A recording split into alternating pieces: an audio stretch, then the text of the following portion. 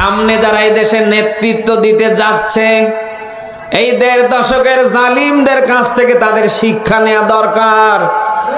আগামীর ক্ষমতার চেয়ারে বসে যেন অন্তত কারোর উপরে জুলুম না হয়। বলে না কেন? এই ১.৫ দশকের জালিমদের থেকে শিক্ষা নেবার আছে না? বলেন না কেন? সামনে যারা নেতৃত্বের আসনে বসতে চাচ্ছে, তারা যদি এই ১.৫ দশকের জালিমদের কাছে শিক্ষা নিতে না পারে, তাদেরও পরিণতি সামনে এরকম জনগণ দেখবে ইনশাআল্লাহ। কারণ যুগে যুগে যারা যেখান থেকে মানুষের উপরে জুলুম, অত্যাচার, টর্চার করেছে, তাদের পরিণতি আল্লাহ হাসিনার মতো এরকম করে দিয়েছে। বলেন না কেন? কিসের নমরুদ, কিসের ফেরাউন, কিসের সাদ্দাত, কিসের হেই, কিসের সেই। 2024 সালের 5ই আগস্টে নিজের চোখে দেখলাম মানুষের উপরে জুলুম করলে কি পরিণতি হয়। আপনারা সিরিয়ায় দেখেছেন বাশার আল আসাদ, ওর বাপ থেকে নিয়ে একেবারে ও পর্যন্ত টানা 57 বছরের রাজত্ব। এই চেয়ারে ওরা বসেছে, আর কাউকে বসতে দেবে না। মরে মরে বাবার ভাস্কর্য, মূর্তি আপনারা দেখেননি? বলেন না কেন? কি পরিমাণ জুলুম, অত্যাচার, টর্চার চালিয়েছে এই 57 বছরে। জুলুমের শেষ নেই। বলে না কেন? সব শেষে আমরা দেখলাম একেবারে বাংলাদেশের 2024 সালের 5ই আগস্টের জালিমদের মতো অবস্থা ওই দেশের মুসলমান করে ফেলেছে।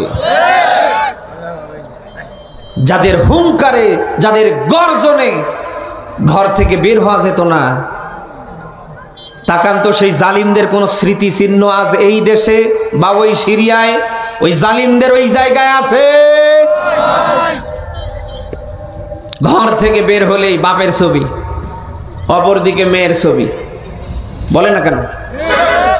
আছে? আজ দেশের কোন জেলা, উপজেলা, ইউনিয়ন ওয়ার্ডে আছে?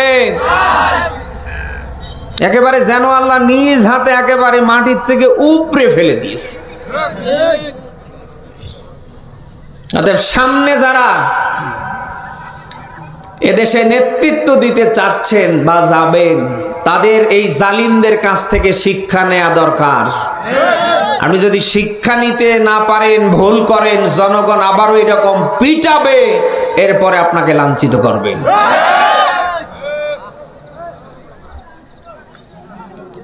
আমরা কি গাই কোরআনের এই কনসার্টে, অনুষ্ঠানে এসে আমরা নিয়ত করতে পারি না? আগামীর বাংলায় আমরা কোন জালিমকে, কোন স্বৈরাচারীকে, তাদের দোসরদের দেখতে চাই না। কারা পারি দেখি? লিল্লাহে তাকবীর। এই ১.৫ দশকে হাসিনা এই দেশটার 13টা বাদিয়ে ছেড়েছে। কি আছে? কি আছে এই দেশটাতে আমারে বলেন? আর কিছুদিন যদি ওরা খেতে পাইতো, এ দেশটা ভারতের একটা অঙ্গরাজ্য বানিয়ে ফেলতো। এমনি ভারতের মাথা খারাপ হয়ে গিয়েছে। হাসিনা পালিয়ে যাবার পর থেকে আজ পর্যন্ত ভারতের মাথা ঠিক নেই। বলে না কেন? ওদের দেশে কত কিছু হয়ে যাচ্ছে, ওরা ওগুলি নিয়ে মাথা ঘামায় না। ওরা শুধু মাথা ঘামাচ্ছে বাংলাদেশ নিয়ে। আমরা নাকি হিন্দুদের বাড়ি ঘর জ্বালিয়ে দিচ্ছি, ভাঙচুর করছি ওদের মন্দির, ওরা নাকি নিরাপদে থাকতে মারছে না। ওদের কিছু গণমাধ্যম আছে না, বিশেষ করে রিপাবলিক বাংলা, আর এক শয়তান আছে উপস্থাপক, জানি না এর কয়টা বাপ দিয়ে পৃথিবীতে নিয়ে এসেছে। আপনারা দেখেননি? সংবাদগুলো দেখেননি? অথচ ওরা মুসলমানদের মসজিদ ভেঙে ফেলছে, মুসলমানদেরকে ধরে বাধ্য করাচ্ছে জয় জয় শ্রী শ্রী রাম বলাতে। অথচ আমরা ভারতীয় গণমাধ্যমগুলিতে এগুলি কিচ্ছু দেখতে পাচ্ছি না। অথচ প্রতিদিন ওরা আমাদের দেশের অভ্যন্তরীণ বিষয় নিয়ে নাক গলানো শুরু করেছে। আমরা চাই নাই হাসিনার মতো করে আগামীর বাংলায় যেন কোন হাসিনা বাংলার চেয়ারে বসতে না পারে। আমরা চাই আগামীর এই বাংলায় এমন মানুষগুলি চেয়ারে বসবে যারা আল্লাহর কোরআন দিয়ে দেশ চালাতে পারবে, যাদের দ্বারা মানুষের অধিকার প্রতিষ্ঠিত হবে, এদেশের মানুষের বৈষম্য দূর হবে, মানুষ দাঁড়িয়ে যেন তার অধিকারের কথা বলতে পারে। মানুষকে আগামীর বাংলার প্রত্যেকটা চেয়ারে আমরা দেখতে চাই। বুঝি না বিএনপি, বুঝি না জামাতে ইসলামী, বুঝি না চরমনাই, বুঝি না হেফাজতে ইসলাম, খেলাফত আন্দোলন, মসজিদ, জমিয়তে ইসলাম, আমরা কাউকে বুঝি না। আগামীর বাংলায় যারা মানুষের বৈষম্য দূর করতে পারবে, মানুষের শতভাগ অধিকার প্রতিষ্ঠা করতে পারবে, কোরআন সুন্নাহ ভিত্তিক রাষ্ট্র যারা চালাতে পারে, আগামীর বাংলায় আমরা তাদের চেহারা দেখতে চাই। এই জন্য আমার ভোট আমি দেব কোন সিটার বাটপারকে না, যে পাওয়ার যোগ্য তাকে দেব। বলে না কেন? আপনি কি আপনার এই আমানত নামক ভোট কোন হাসিনার মতো স্বৈরাচারকে দিতে চান?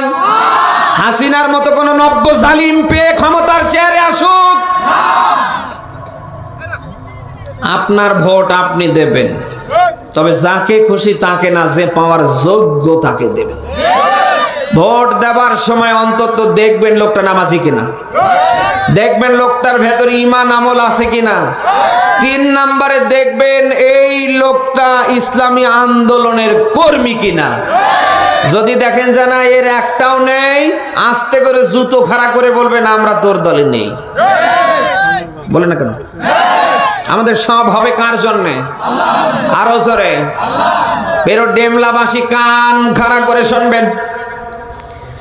আপনি যদি আল্লাহর জন্য কোনো কাজ, সেটা সরিষার দানা হোক, যারা পরিমাণ হোক, যেটা আপনার চোখে ধরে না, এমন কাজটাও যদি আল্লাহকে খুশি করার জন্য করতে পারেন, নবীজি বলেন কিয়ামতের ময়দান যেদিন কায়েম হবে, মহান আল্লাহ এটা আপনার নাজাতের মাধ্যম বানিয়ে দেবে।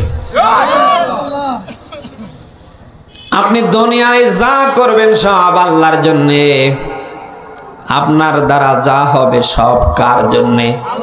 বুখারীর একটা হাদিস বলছে, নবীজি বলেন পৃথিবীতে কেউ যদি আল্লাহর জন্য 4টা কাজ করতে পারে, মহান আল্লাহ তার ঈমানটাকে কামেল করে দেবে। 1 নম্বরে মান আহাব্বা লিল্লাহ, ভালোবাসা হবে কার জন্যে? আমারে আপনি ভালোবাসবেন আল্লাহর জন্যে। ওয়া বাগাদা লিল্লাহ, আপনি আমারে ঘৃণা করবেন কার জন্যে? বলেন। ওয়া তালিল্লাহ, আমাকে আপনি কিছু দেবেন, সেটা ভোট হতে পারে, 10,000 টাকা ধার হতে পারে, আমি বিপদে পড়েছি 10,000 টাকা দিয়ে সাহায্য হতে পারে। আপনি আমাকে যখন কিছু দেবেন এটা হবে, বলেন বলেন বলেন, আমানা আলিল্লাহ। আবার আমার কাছ থেকে আপনি মুখ ফিরিয়ে নেবেন, সম্পর্ক ছিন্ন করবেন, এটা হবে কার জন্যে?